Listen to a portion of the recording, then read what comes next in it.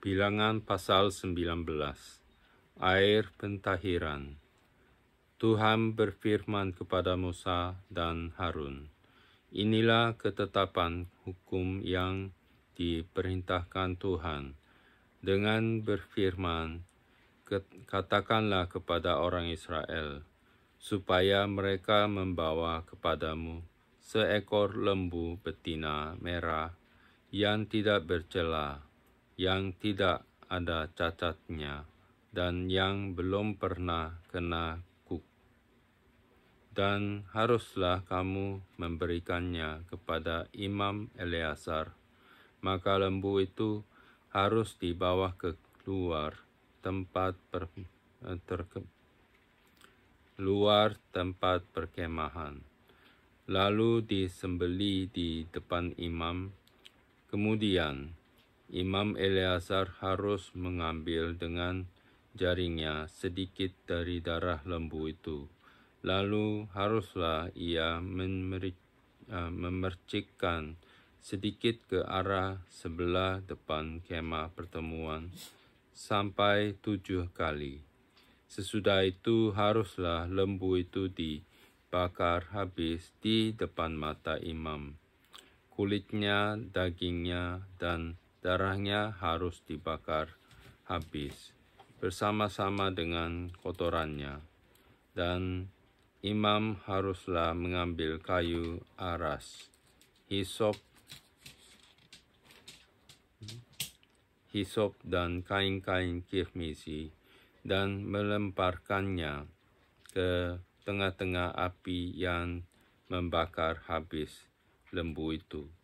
Kemudian haruslah imam mencuci pakaiannya dan membasuh tubuhnya dengan air.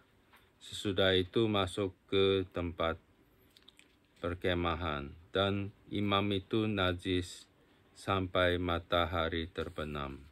Orang yang membakar habis lembu itu haruslah mencuci pakaiannya dengan air dan membasuh tubuhnya dengan air, dan ia najis sampai matahari terbenam.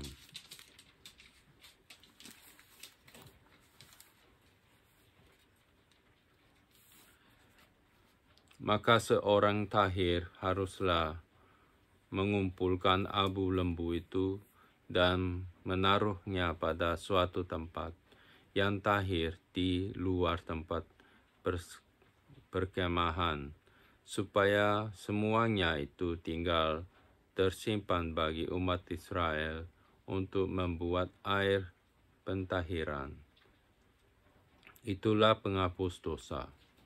Dan orang yang mengumpulkan abu lembu itu haruslah mencuci pakaiannya, dan ia najis sampai matahari terbenam.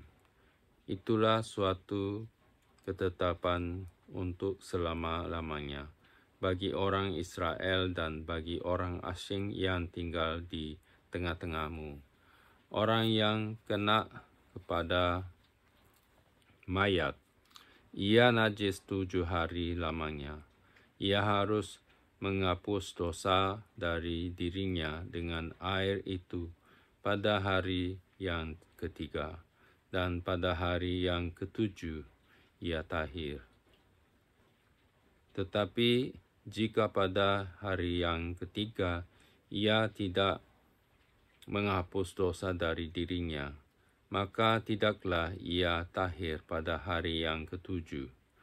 Setiap orang yang kena kepada mayat, yaitu tubuh manusia yang telah mati, dan tidak menghapus dosa dari dirinya, ia menajiskan kemah suci Tuhan, dan orang itu haruslah dilenyapkan dari Israel, karena air pentahiran tidak disiramkan kepadanya. Maka ia najis, kenajisannya masih melekat padanya. Inilah hukumnya. Apabila seseorang mati dalam suatu kemah, setiap orang yang masuk ke dalam kemah itu dan segala yang di dalam kemah itu najis 7 hari lamanya. Setiap bejana yang terbuka yang tidak ada kain penutup terikat di atasnya adalah najis. Juga setiap orang yang di padang yang kena kepada seorang yang mati terbunuh oleh pedang atau kepada mayat atau kepada tulang-tulang seorang manusia atau kepada kubur, orang itu najis 7 hari lamanya. Bagi orang yang najis haruslah diambil sedikit abu dari korban penghapus dosa yang dibakar habis, lalu di dalam bejana abu itu dibubuhi air mengalir. Kemudian seorang yang tahir haruslah mengambil hisop, mencelupkannya ke dalam air itu, dan memercikkannya ke atas kemah dan ke atas segala bejana dan ke atas orang-orang yang ada di sana, dan ke atas orang yang telah kena kepada tulang-tulang atau kepada orang yang mati terbunuh atau kepada mayat atau kepada kubur itu. Orang yang tahir itu haruslah memercik kepada orang yang najis itu pada hari yang ketiga dan pada hari yang ketujuh. Dan pada hari yang ketujuh itu haruslah ia menghapus dosa orang itu.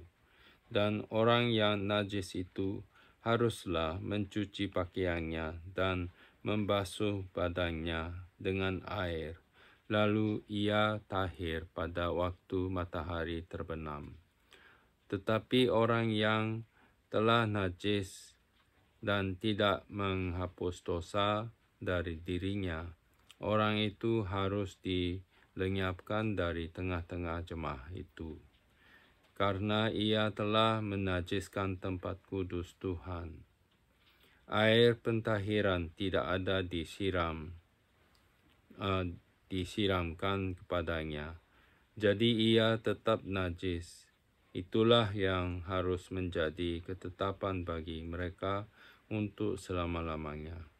Orang yang menyiramkan air penyuci itu harus mencuci pakaiannya, dan orang yang kena kepada air penyuci itu, ia menjadi najis sampai matahari terbenam. Segala yang diraba orang yang najis itu menjadi najis, dan orang yang kena kepadanya menjadi najis juga sampai matahari terbenam. Pasal 20. Miriam mati. Kemudian sampailah orang Israel, yakni segenap umat itu, ke padang gurun Zin dalam bulan pertama, lalu tinggallah bangsa itu di Kadesh. Matilah Miriam di situ dan dikuburkan di situ. Dosa Musa dan Harun. Pada suatu kali ketika tidak ada air bagi umat itu, berkumpullah mereka mengerumuni Musa dan Harun, dan bertengkarlah bangsa itu dengan Musa. Katanya, sekiranya kami mati binasa pada waktu saudara-saudara kami mati binasa di hadapan Tuhan, mengapa kamu membawa jemaah Tuhan ke padang gurun ini, supaya kami dan ternak kami mati di situ? Mengapa kamu memimpin kami keluar dari Mesir untuk membawa kami ke tempat celaka ini, yang bukan tempat menabur, tanpa pohon ara, anggur, dan delima, bahkan air minum pun tidak ada. Maka pergilah Musa dan Harun dari umat itu ke pintu kemah pertemuan, lalu sujud. Kemudian tampaklah kemuliaan Tuhan kepada mereka. Tuhan berfirman kepada mereka, "Ambillah tongkatmu itu, dan engkau dan Harun, kakakmu, harus menyuruh umat itu berkumpul. Katakanlah di depan mata mereka kepada bukit batu itu, supaya diberi airnya. Demikianlah engkau mengeluarkan air dari bukit batu itu bagi mereka dan memberi minuman umat itu, serta ternaknya." Lalu Musa mengambil tongkat itu dari hadapan Tuhan, seperti yang diperintahkannya kepadanya. Ketika Musa dan Harun telah mengumpulkan jemaah itu di depan bukit batu itu, berkatalah ia kepada mereka, "Dengarlah kepadaku, hai orang-orang durhaka, apakah kami harus mengeluarkan air bagimu dari bukit batu ini?" Sesudah itu Musa mengangkat tangannya, lalu memukul bukit batu itu dengan tongkatnya 2 kali. Maka keluarlah banyak air, sehingga umat itu dan ternak mereka dapat minum. Tetapi Tuhan berfirman kepada Musa dan Harun, "Karena kamu tidak percaya kepada Aku dan tidak menghormati kekudusanku di depan mata orang Israel, itulah sebabnya kamu tidak akan membawa jemaah ini masuk ke negeri yang akan kuberikan kepada mereka. Itulah mata air Meribah, tempat orang Israel bertengkar dengan Tuhan, dan ia menunjukkan kekudusannya di antara mereka." Edom menolak permintaan orang Israel melalui negerinya. Kemudian Musa mengirim utusan dari Kadesh kepada Raja Edom dengan pesan, "Beginilah perkataan saudaramu Israel, engkau tahu segala kesusahan yang telah menimpa kami, bahwa nenek moyang kami pergi ke Mesir dan kami lama diam di Mesir, dan kami dan nenek moyang kami diperlakukan dengan jahat oleh orang Mesir, bahwa kami berteriak kepada Tuhan, dan Ia mendengarkan suara kami, mengutus seorang malaikat dan menuntun kami keluar dari Mesir. Sekarang ini kami ada di Kadesh, sebuah kota di tepi perbatasanmu. Izinkanlah kiranya kami melalui negerimu. Kami tidak akan berjalan melalui ladang-ladang dan kebun-kebun anggurmu, dan kami tidak akan minum air sumurmu. Jalan besar saja akan kami jalani dengan tidak menyimpan ke kanan atau ke kiri, sampai kami melalui batas daerahmu." Tetapi orang Edom berkata kepada mereka, "Tidak boleh kamu melalui daerah kami. Nanti kami keluar menjumpai kamu dengan pedang." Lalu berkatalah orang Israel kepadanya, "Kami akan berjalan melalui jalan raya, dan jika kami dan ternak kami minum airmu, maka kami akan membayar uangnya, asal kami diizinkan lalu dengan berjalan kaki. Hanya itu saja." Tetapi jawab mereka, "Tidak boleh kamu lalu Maka keluarlah orang Edom menghadapi mereka dengan banyak rakyatnya dan dengan tentara yang kuat. Ketika orang Edom tidak mau mengizinkan orang Israel lalu dari daerahnya, maka orang Israel meninggalkannya. Harun mati. Setelah mereka berangkat dari Kadesh, sampailah segenap umat Israel ke Gunung Hor. Lalu berkatalah Tuhan kepada Musa dan Harun dekat Gunung Hor di perbatasan tanah Edom. Harun akan dikumpulkan kepada kaum leluhurnya, sebab ia tidak akan masuk ke negeri yang kuberikan kepada orang Israel. Karena kamu berdua telah mendurhaka kepada titahku dekat mata air Meribah. Panggillah Harun dan Eleazar anaknya, dan bawalah mereka naik ke Gunung Hor. Tanggalkanlah pakaian Harun dan kenakanlah itu kepada Eleazar anaknya.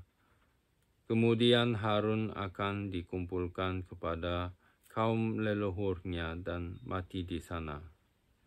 Lalu Musa melakukan seperti yang diperintahkan Tuhan.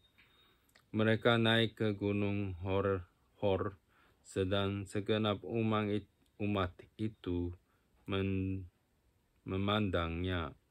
Musa menanggalkan pakaian Harun dan mengenakannya kepada Eleazar anaknya. Lalu matilah Harun di puncak gunung itu. Kemudian Musa dengan Eleazar turun dari gunung itu. Ketika segenap umat itu melihat bahwa Harun telah mati, maka seluruh orang Israel menangisi Harun 30 hari lamanya. Pasal 21. Peperangan dekat Horma. Raja negeri Arad, orang Kanaan yang tinggal di tanah Negeb, mendengar bahwa Israel datang dari jalan Atarim.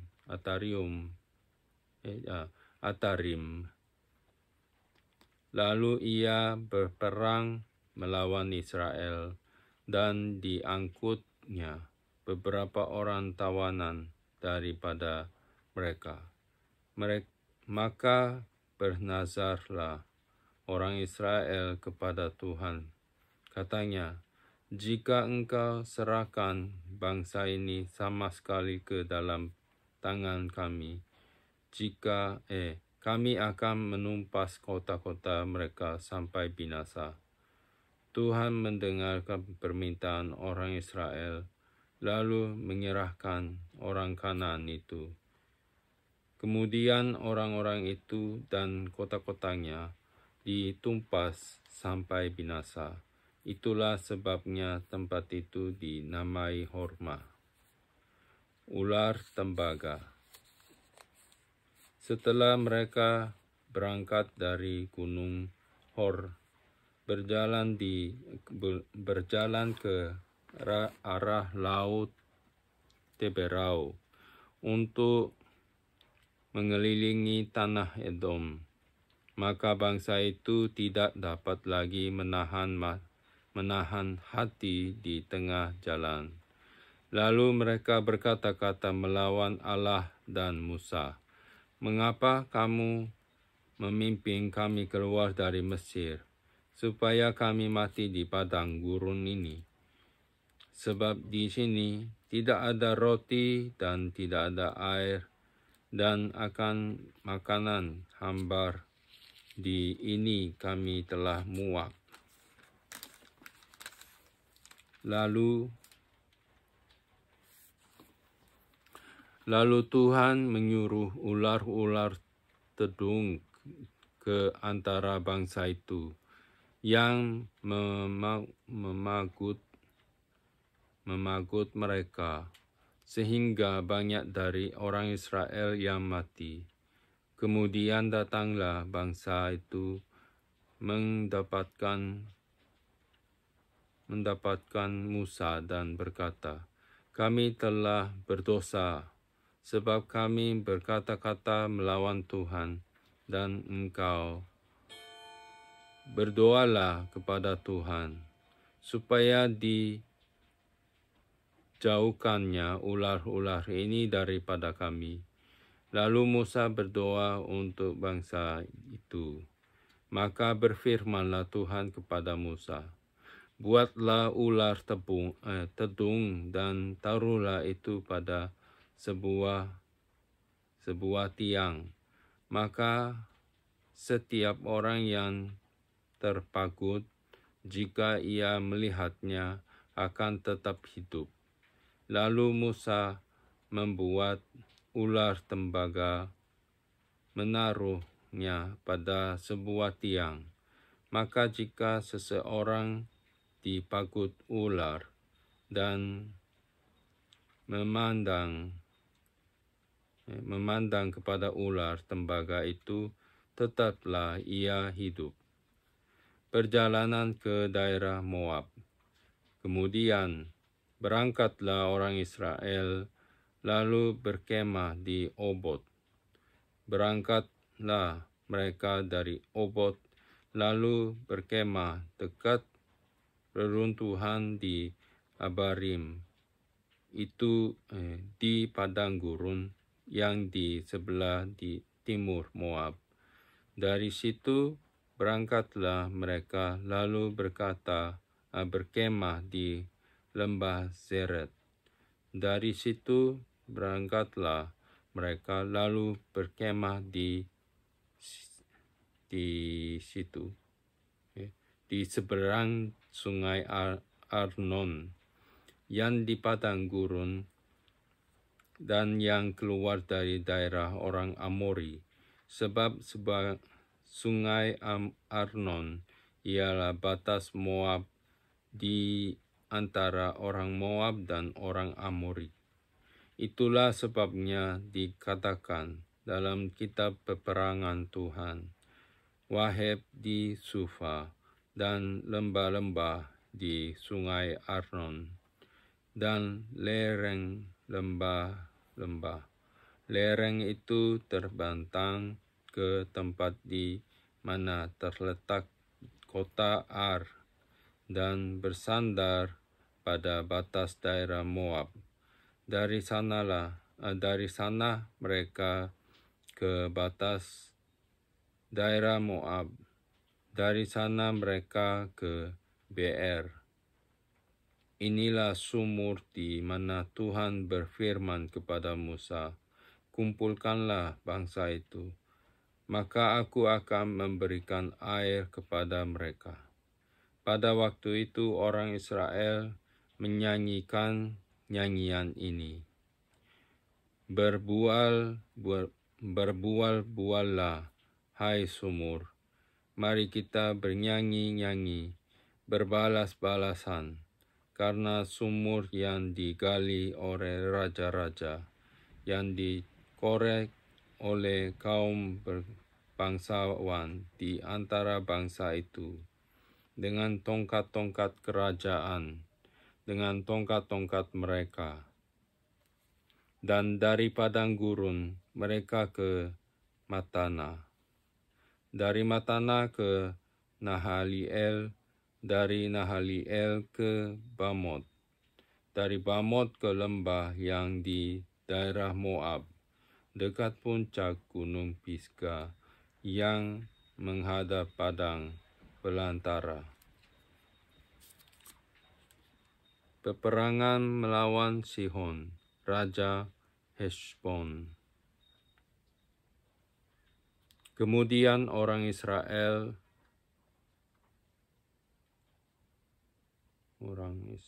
Kemudian orang Israel mengirim utusan kepada Sihon, raja orang Amori, dengan pesan, "Izinkanlah kami melalui negerimu.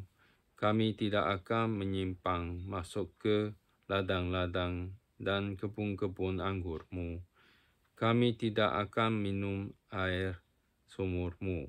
Di jalan besar saja kami akan berjalan, sampai kami melalui batas daerahmu." Tetapi Sihon tidak mengizinkan orang Israel berjalan melalui daerahnya. Bahkan ia mengumpulkan seluruh laskarnya, lalu keluar ke padang gurun menghadapi orang Israel, dan sesampainya di Yuhas, berperanglah ia melawan orang Israel. Tetapi orang Israel mengalahkan dia dengan mata pedang dan menduduki negerinya dari sungai Arnon sampai ke sungai Yabok, sampai kepada Bani Amon, sebab batas daerah Bani Amon itu kuat, dan orang Israel merebut segala kota itu. Lalu menetaplah mereka di segala kota orang Amori, di Heshbon, dan segala anak kotanya. Sebab Heshbon ialah kota kediaman Sihon, raja orang Amori. Raja ini tadinya berperang melawan raja Moab yang lalu, dan merebut dari tangannya seluruh negerinya sampai di sungai Arnon. Itulah sebabnya penyair-penyair berkata, "Datanglah ke Heshbon, baiklah dibangun, dan baiklah diperbuat kota kediaman Sihon itu. Sebab api keluar dari Heshbon, nyala dari kota kediaman Sihon, yang memakan habis Ar Moab, yang berkuasa atas bukit-bukit di sepanjang sungai Arnon. Celakalah engkau, ya Moab, binasa engkau, ya bangsa Kamos. Ia membuat anak-anaknya lelaki menjadi orang-orang pelarian, dan anak-anaknya perempuan menjadi tawanan kepada Sihon, raja orang Amori. Kita telah menembaki mereka. Heshbon binasa sampai ke Dibon, dan kita menanduskannya sampai ke Nova, yang terbentang sampai ke Medeba. Peperangan melawan Og, raja Basan. Demikianlah orang Israel diam di negeri orang Amori setelah Musa menyuruh orang mengintai kota Yaezer. Mereka merebut segala anak kota Yaezer dan menghalau orang-orang Amori yang ada di situ. Kemudian berpalinglah mereka dan maju ke arah Basan. Lalu Og, raja Basan, beserta segala rakyatnya maju ke Edrei, menjumpai mereka untuk berperang. Tetapi Tuhan berfirman kepada Musa, "Janganlah takut kepadanya, sebab aku menyerahkan dia dengan seluruh rakyatnya dan negerinya ke dalam tanganmu, dan haruslah kau lakukan kepadanya seperti yang kau lakukan kepada Sihon, raja orang Amori, yang diam di Heshbon." Maka mereka mengalahkan dia dan anak-anaknya dan seluruh rakyatnya, sehingga seorang pun dari mereka tidak ada yang dibiarkan terlepas Lalu mereka menduduki negerinya.